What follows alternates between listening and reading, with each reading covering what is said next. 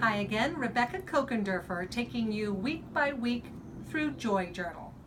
Last week we talked about self-fulfilling prophecy and how very powerful it is. So this week, in week 8, we're talking about the act as if principle. Now, act as if falls along the line with self-fulfilling prophecy, and I don't have to use it very often in my life.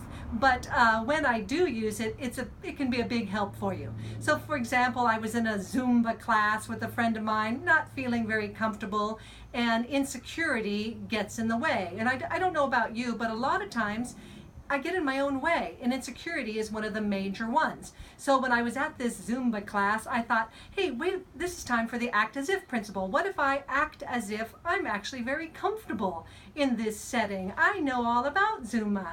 And suddenly I was able to understand the instructor better. I was able to move better. I had a lot more fun. So think about it this week. Would the act as if principle be handy for you at all? If you're going into an interview, you act as if you do interviews all the time. If you're in a board meeting at work, you act as if you're completely comfortable with this and you know exactly what you're doing. So that act as if, I do find it to be very, very handy for kind of elevating us to think and feel differently. Act as if. It's like a positive self-fulfilling prophecy, but it isn't a word and it's not an affirmation. It's a feeling in your gut. You just put yourself in a different place.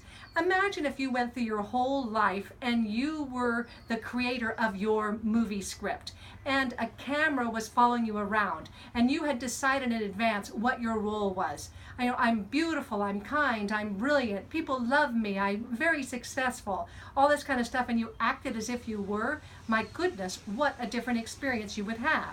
So how about at the beginning of this week, this joyful week, decide how you want to be, and you get to start being that way from right now, and maybe practice with that persona.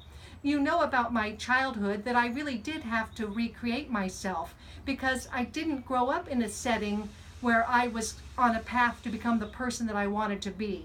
So I did have to do a lot of act as if I'm educated, act as if I'm loved, act as if I kind of have the life that I want to have. And it really works. It puts you on a different path for yourself, and it opens up so many opportunities, and it helps you feel really good about the situation. So just for fun this week, who do you want to be? Decide in advance and then just act as if you already are that person and see how it plays out for you this week. I hope you have a wonderful, joyful week, and I'll talk to you next week.